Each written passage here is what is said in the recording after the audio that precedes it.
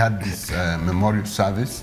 The Reverend Silas Manje was conducting the service, who I said had been my friend, and most of my friends from the UK. I had a huge influence in the UK, so people had traveled from different parts of the United Kingdom and came to where Helen lived, and so it was in that service, memorial service. Now, I must say that when I stood to speak, although there were many people, the whole church was packed, the only person that my attention caught was this beautiful lady.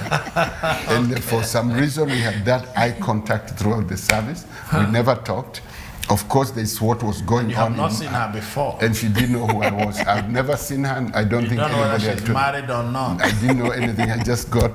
And she had 2 children, so obviously, whatever my mind was saying, this is a mother with 2 little children. They were quite young, I think 4 or 5 years old. The 2 no, one was younger than that. Ernest must have been younger. Much younger. Yeah, so anyway, when you come out, people come greeting you in the traditional churches. You queue and people shake your hand. But when she came and shook my hand, I said, could you give me your contact? Just like that. Just like that. And I think she didn't give me her contact. Don't forget, it's in a memorial service. A memorial service.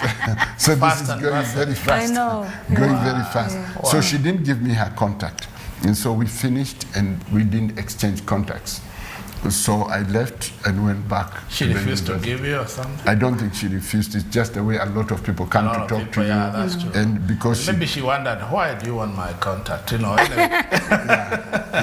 But now I also can't. You left and you didn't meet for some time? We did, So I went back to university, and while I was in Birmingham, I had a team from South Africa. Remember, I've been ministering in South Africa for many years. We had formed a big gospel choir that had recorded some music, and it came to perform. I arranged for them to come and perform in London through my networks. And so it was a very prestigious place where the performance was happening. So I think I invited about 20 Kenyans that I knew. Guess what? She's the only one who showed up. Okay. The only one. She's the only one who came. Now remember, I don't have her contact. I just did a wide open invitation. Okay. So out of all those, and somehow she heard about it and she came. Yeah, through the friend. I was hosting the couple, Reverend Manje. Yeah. So he was still in contact. Even them, they had been invited. So we were meant to go together, but they got another engagement. So I decided. Come, but you went. So that, I can't miss. I don't think she came mostly because of me. I think she just thought this is an amazing event. I can't miss. In central London. In central London, a beautiful, beautiful venue. But I had brothers in London. I had sisters-in-law. I had a lot of family, very close friends. None of them showed up. So she showed up. So she got the best seat next to me in this wonderful theater. I think she just got very moved by the event. And then when the event finished, we went. I invited her for a cup of tea because it was a bit late. It wasn't dinner time anymore. But we spoke until all the trains were coming to an end. So she had to rush quickly, and instead of getting a train to go home, she got a train to go away from home. She's confused. So, and the rest is history. So we started, I think our love was glued so quickly. And how long after that did you get married? Was it 6 months? Oh, exactly very 6 shortly months. Okay. So for you got married after about 1.5 years after your wife left you? Yeah, it was less than 2 years. Less than 2 years. For her it was over 10 years. For her it was over 10 years. Okay. Because I know we are dealing with the deep issues here. Yes. You people need to write books if you haven't. And, and somebody listening, and I know in our culture sometimes people wonder, should somebody remarry after the death of their spouse and all that? Most of the time men, yes, but women bring up children, you're married to the family and all that. Did you get any opposition, getting married for the second time from either the family or you were married before? Were there any challenge?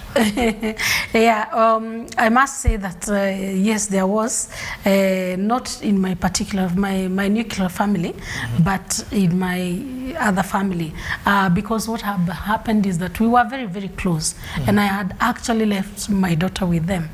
So that connection still stayed on. And it was very, very strong. Unfortunately, when it came to that I'm getting married, they didn't take it very, very kindly. Yeah. I think they had expected me to, carry on with them. Because I remember even my mother-in-law used to say, hey, come on, I don't mind even if you brought me 1 or 2 more. I will still bring them whenever you get them. Wow. I'll still bring them but out. But don't get married. Okay. Well, she wouldn't say that. Actually, at some point, she wanted me to get married to the other son, right after the occurrence. The brother, yeah. Yeah, so, which was a very rude awakening for me. And of course, I couldn't go that way. But that would have been her desire, which she very much expressed. That tells you they loved you as a family. Definitely. Yeah. That's how I decided to take it. And of course, it wasn't as easy because, first of all, I asked them for the daughter.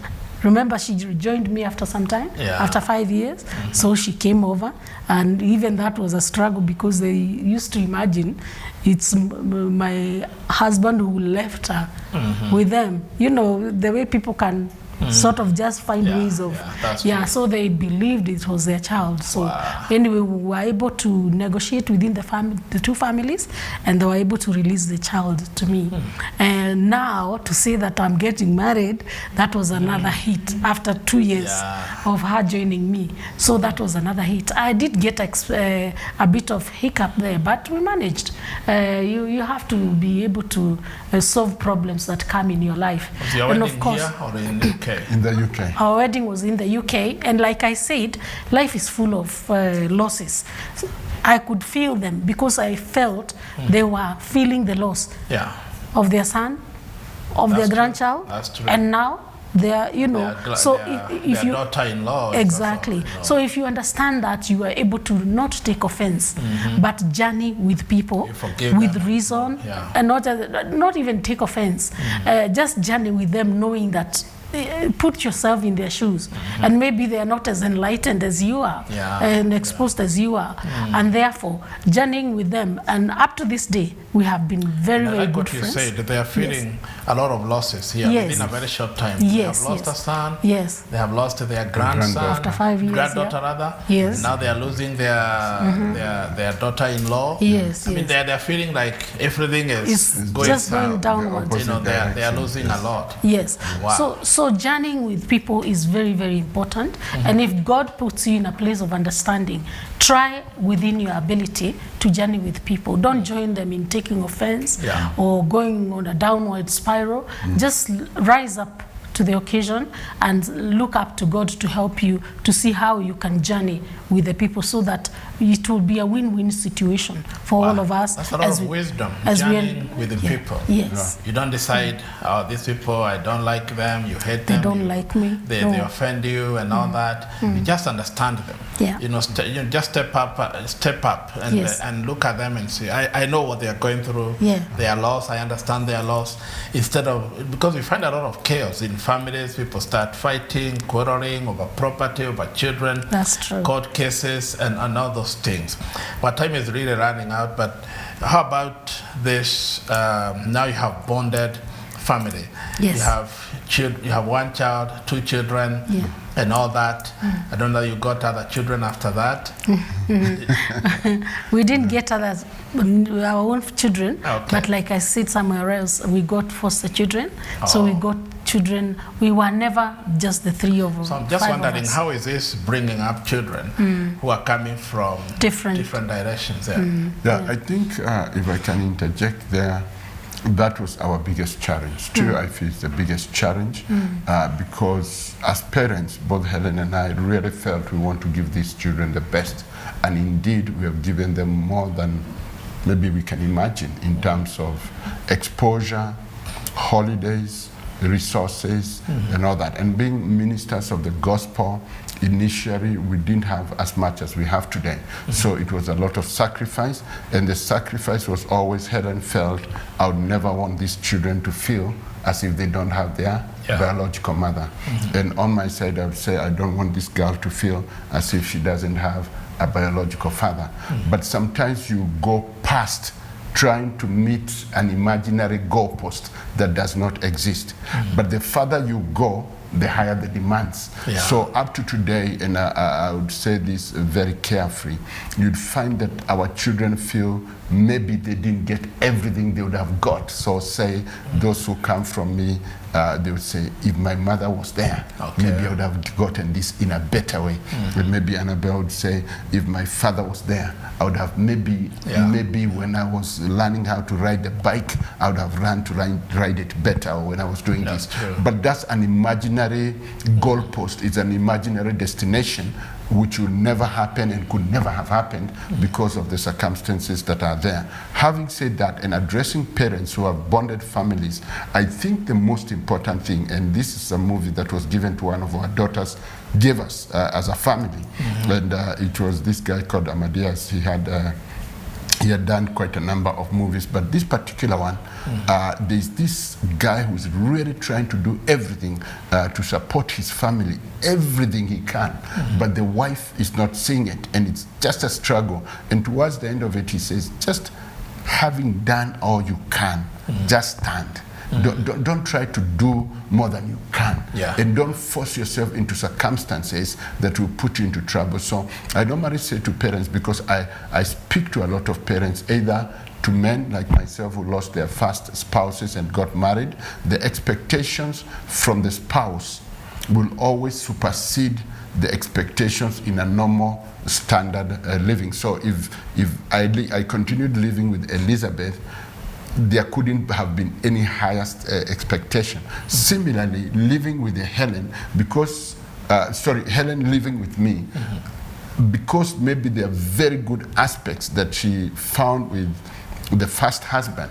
So there are things that I may never achieve the whole of my life, because those things, for me, don't exist, but for her, she has a lived reality. So I try to say, I think the bottom line is for the children, just love them and give what any parent can give to any child. Don't try to do more than that. Just endeavor to do the best you can. And for the spouse, and this is what we have learned lately, maybe the last 10 years, just be yourself. And do what you can do naturally. And once that starts to bond, then you have a fulfilled life. You know that you never have the spouse that you lost.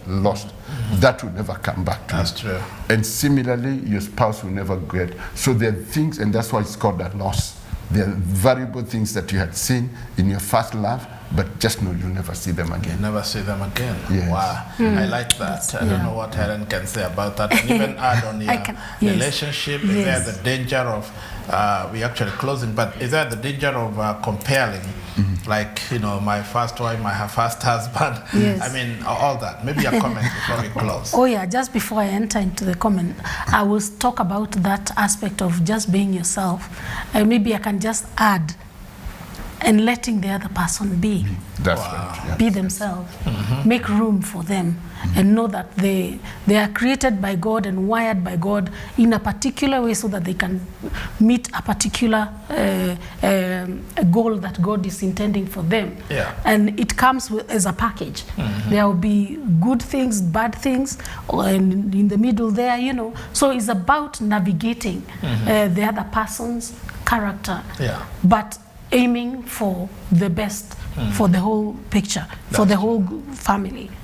Yeah, so coming back to the issue of bringing up bonded families, yeah, it is a very challenging exercise, depending. Of course, we can talk about our phenomenological experience, our lived experience. We can say it has not been very easy, but we can also say that it hasn't been overly tough, not in a way that we cannot be able to bear, you know. Yeah, so there is that aspect of comparing. It is inevitable, but you must restrain yourself and know, and that is why I was talking about professional counseling, not just asking anybody else there for help. Is I'm looking for professional bereavement counseling that is targeted to help you to understand who you are, who you have become, and how do you arise and shine yet again. How do you move on from here? And with that understanding, you're able to rise above that aspect of comparing. But if you just stay and assume that, oh, I'm so happy I've gotten married again, life can carry on. You know, it is completely different. It is new. It is a culture shock. Just like I was saying, when I left here to go to the UK, it was a complete culture shock. Everything was different. I had to start writing on a new slate. What is my life going to be like? And it is the same thing with the second marriages and blending of families, because there are those expectations, particularly with the children, because they don't understand what's happening.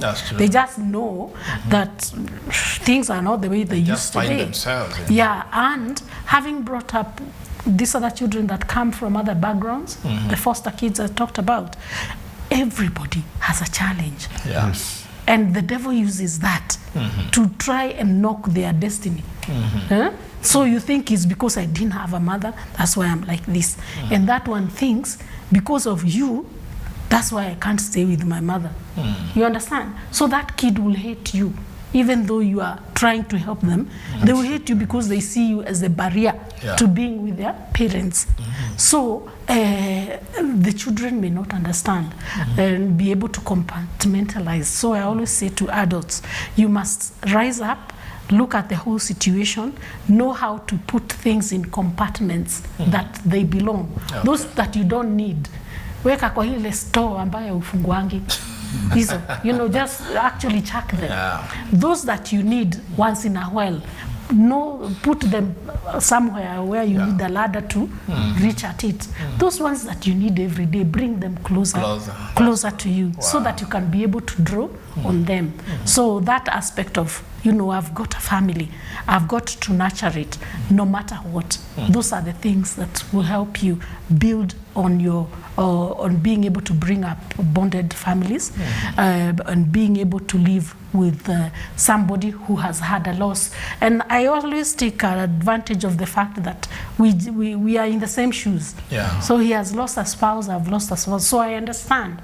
And so does he. He understands that maybe what we are living is maybe not the ideal in the real world, but it is ideal, because there's no reason why you should stay alone for the rest of your life and things are not going to be the same, even in the next life. It's not like you're going to join them in a marriage. You know, sometimes we but if you can try and find this new life and find ways of enjoying it, smell the roses along the way of life, in spite of the losses or the challenges you encounter. Wow, I like that. Smell the roses in spite of the losses. That can be our proverb for today. Smell the roses in spite of the losses. Have you never ever looked at, you know, the fly? The fly thrives in the midst of the rubbish that you don't want to come across. But that's where it thrives. If you put it in clean places like this, it will die, isn't it? Look at the bee. The bee goes to the most beautiful, you know, but they all find fulfillment. So in whatever situation you find yourself, whether it's the bee situation, enjoy. Whether it's the fly situation, look at the good out of it. How is it helping me and enabling me to propel myself forward? Wow. Yeah. You are a great teacher. What is your closing remarks? I think I realize our time is gone. I think we'll have you people come back and share more. You have a story to tell the world. You have you can impact the world through your story, and this is why we are here. What is your closing remark? Yeah, I think the journey of life can never be predicted. Although God predestined and ordained our paths, each and every one of us, the beauty of our life is to discover each step every day, just like unfolding a layer of the onion, one after the other. So my conviction is that even today, the best is yet to come. But the best or the beauty is in the eyes of the beholder. So it's you who determine what's beautiful for you and what's not beautiful for you. And as I said in a different forum, hopelessness does not help anybody. So whether you've lost a spouse, whether you've lost a job or lost money, whatever you have lost, that is a loss. That's why it's called lost. Now you need to focus on what has been found, because in every losing there's finding. Ask yourself, what has come as a result of what I lost? What is my hope, and what should I look up to? And that for me gives a reason to wake up every day and to be energized and to be focused, because I believe that for every loss there's a new finding. I lost a beautiful wife, I got a more beautiful wife. Every journey, God does something that takes you to a better position. So I want to thank you for giving us this privilege, and of course we'll be delighted to share other experiences which may be completely different from what we have shared today. But it has been a joy being here. I believe the Lord wanted us to share that today, and it's been an amazing journey. I've also been inspired that there's a life after loss, and you know, and what did we say? Roses and loss. Smell the roses along the way of life. Wow. Smell the roses along the way of life. When you lose, you know, there is loss, but there are roses on the other side. That's right. Well, thank you so much for joining us. And this is your wonderful favorite program, Through It All. No matter what you're going through it all, you will make it on the other side. God bless you. See you next time.